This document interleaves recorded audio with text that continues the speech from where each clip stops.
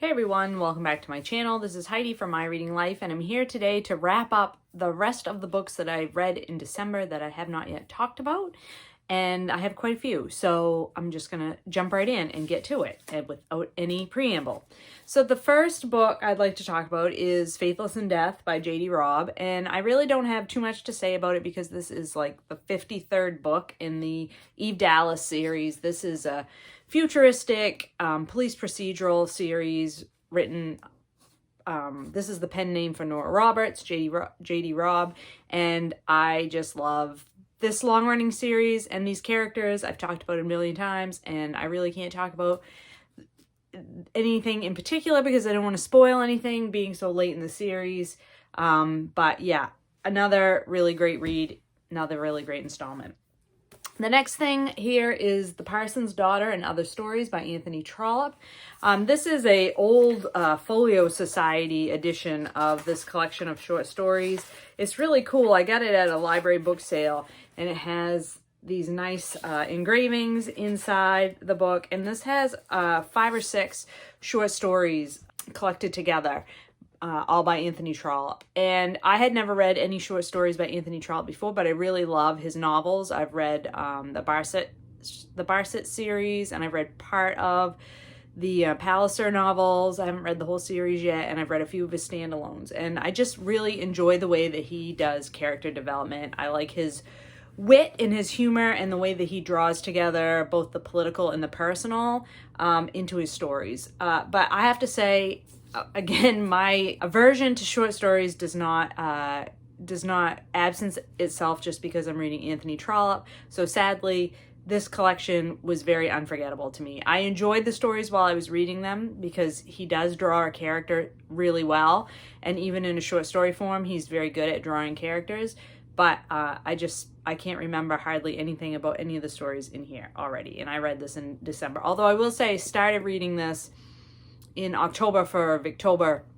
Only read one story during the month of October and then read the rest in December. So yeah, short stories just don't seem to be my thing. So then the next book I read was a book I read on ebook, and it was a buddy read with Britta Bowler, and it is a science fiction novel called A Memory Called Empire by Arkady Martine, and it is the first in a series, sort of a space opera type science fiction, which is my favorite kind, about a young woman who is sent to be an ambassador to the Empire, which is she lives on a space station, and her government is trying very hard not to get subsumed into this giant empire. So she is called upon to go to be an ambassador at the central city location of the empire, and because her predecessor has died. And so she gets there, and her predecessor has died under mysterious circumstances, and so she gets drawn into trying to figure out what happened to him and why he died and what's going on with the empire. And so she's a fish out of water. She's new to this society. It's a highly stylized society with a lot of sort of cultural rituals that she has to navigate. And the biggest one is that they take great pleasure in sort of speaking in poetry, and like even their messages to each other or anything on sort of the entertainment or announcement type things are all done in poetry. So she is struggling with that. She wants to be seen as capable of communicating in this style, but it is not her, of course, not her first language, so to speak. I thought it was really engaging. It did get sort of bogged down in the whole poetry as communication aspect of the story, but the story itself was very fast-paced. The mystery was interesting. The characters were fun, and I certainly will be interested in continuing on with book 2 of that series. Okay, and then the last 3 books that I read in the month of December were all nonfiction books, and the first one is a book that you've heard me talk about a little bit before, I believe, in some of my vlogs in December, and that's Deadweight by Erik Larson. This is the story of the last crossing of the Lusitania. This book takes place in, I think, 1915 is when the Lusitania was sunk. Yeah, 1915. And so America has not joined World War I, but World War I is like raging between Germany and a lot of other countries, but primarily England. Lusitania leaves from New York City with a full load of passengers and goods on board, even though the German submarine force has started sinking passenger vessels and non-military vessels. So Erik Larson just knows how to write tension into his nonfiction. This reads so quickly because even though you know what's going to happen, the tension is just ramped up and ramped up and ramped up. It's so good. He also is really amazing at pulling out facts about individuals who are associated with historical moments and dropping those descriptions of those people and their actions into the story in a way that just is so compelling. Everything is fully documented as to where he got his information, so you know you're in good hands with Erik Larson. He's not making anything up. He's not assuming anything about what people might be thinking or feeling. He's basing everything that he's writing on here on historical documentation, and I can't even imagine the amount of research that he has to do to write these kind of books. The other thing that was really cool about Dead Wake is its connections to a couple of books that I've read by him previously, Thunderstruck and The Splendid and the Vile, because people that were in those two books show up in this book. So, and some of the technology that's talked about in Thunderstruck shows up in this book. Winston Churchill, who's like the main character in The Splendid and the Vile, shows up in his earlier iteration as a military person, but much further down or lower in the food chain during World War I versus World War II in The Splendid and the Vile. So yeah, a lot of connections here between this book and those other two books, which is really fun to see those connections. I was afraid I was not going to like this book because I will not watch the Titanic movie. I am of the opinion if you know that a great tragedy is going to occur in the end, I don't really want to read about it. But I was proven wrong, completely and totally wrong with this book. I love this book. It was my last 5-star read for the year, and it's tied for me for my favorite Erik Larson. My favorite Erik Larson is The Splendid and the Vile. This one and Isaac Storm are close seconds. So just really love Erik Larson. I would highly, highly, highly encourage you to pick up an Erik Larson. And if you think you don't like nonfiction, but you like historical fiction, please try this one. I think you would change your mind with this book. Then I finished another ebook that I have been working on for quite some time, and that is Mary Roach's latest book, Fuzz, which is about animals who break the law. And of course, animals can't break the law, but is about animals that get into trouble with humans because of their behaviors and because of the interactions that they have with humans, whether it be bears that break into homes to steal the food, or it's monkeys that attack people who are trying to like hike up to temples and steal their food. You see a theme here. Or it's deer that from no fault of their own wind up in the middle of roadways and get run over by cars and cause car accidents and human death.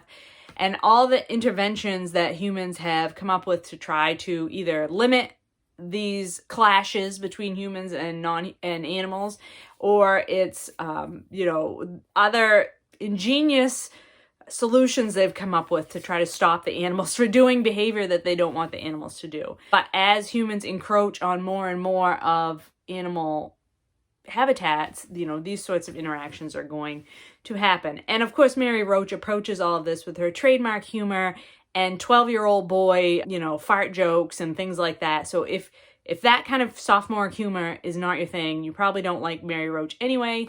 I personally find it quite funny. I love her footnotes. Her footnotes always add a lot of humor to the discussion of whatever topic is at hand.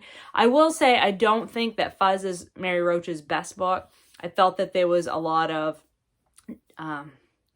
filler, for lack of a better word, that kind of got a little bit boring and maybe wasn't as tightly pulled together as it might otherwise have been. But I will also say that she finished this book right at the start of the COVID-19 pandemic, and perhaps she just wasn't able to make the connections and visit the places and do the final interviews in a way that would have allowed her to make this a more tightly woven narrative. For my favorite Mary Roach by far is and will remain Stiff. And so that's the one I like the best. Fuzz was fun and interesting, but it wasn't my favorite. I will say also that it probably suffered that I read it rather than listening to it on audiobook, because I think Mary Roach books are really fun to listen to on audiobook.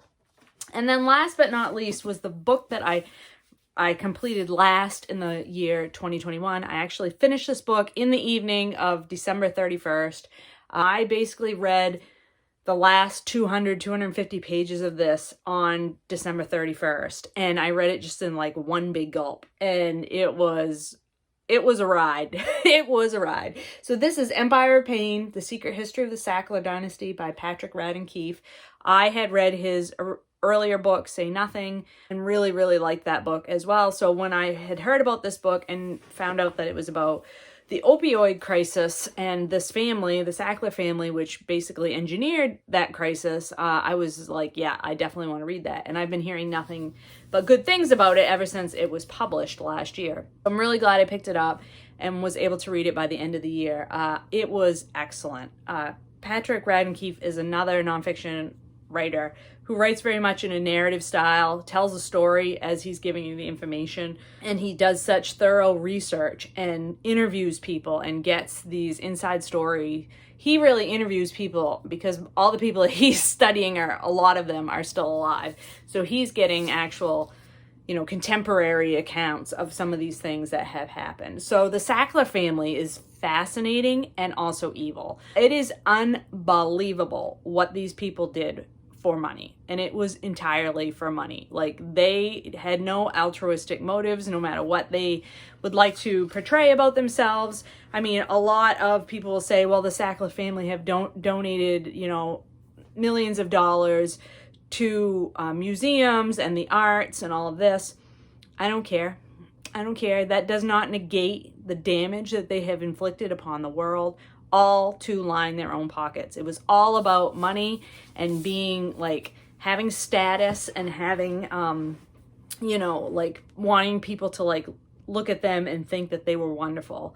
And they were very, very secretive about what they were up to. The way they set up their businesses was secretive and sneaky, and obviously set up in a way that they could make the most money without having to follow all the regulations or all the oversight that governments or other organizations that were regulating pharmaceutical products, so that they could avoid all of that. Maximizing profit was their end game. That's all they cared about. They did not care about alleviating human suffering. It was never about helping people manage their pain. It was always about making money. And you can see that by the way that they very innovatively for the pharmaceutical industry set up their sales, how they sold these opioids. And that was really set up as a sort of Ponzi scheme style structure where their salespeople would get rewarded for selling the most. If the most pills got sold in a salesman's beat or in their area, their sales area, they would get extra money, they would get vacations, they would get, rewards for that. So of course, people are going to try to reap those rewards. And there was a lot of shady business going on with how these pills were being sold. A lot of people's lives got ruined. And this family, the Sackler family, as you have seen in, news reports of the present day about how the court cases have been going against the Sackler family, they didn't care that they ruined people's lives. It wasn't anything to them. They are very much of the opinion, like, everybody makes their own choices, we did nothing wrong, kind of thing. They make the same argument that people who are against gun control make about how guns don't kill people, people kill people. These people, the Sackler family, blame only the people that took the medication. Never them. They never did anything wrong. And they are just evil people, just evil, horrible people. And it's enraging to read this book, but it's also hugely informative, and a lot in here about the history of the development of the pharmaceutical industry and how pharmaceuticals are sold and can be advertised and all that kind of stuff. If you are interested in the history of medical issues, this book is very good for that as well as being incredibly detailed and an engaging story about one particular family that got very, very rich off the backs of many, many people. So that was the last book I read in 2021, and so I am glad to finally be able to be telling you all about these books that I read in 2021 to finish out the year. I've been wanting to do that for a while, so it feels good to finally have gotten to it. I hope that some of those books sound interesting to you and that you will give them a try at some point. I hope you're all doing well and finding some good books to read, and I will talk to you later.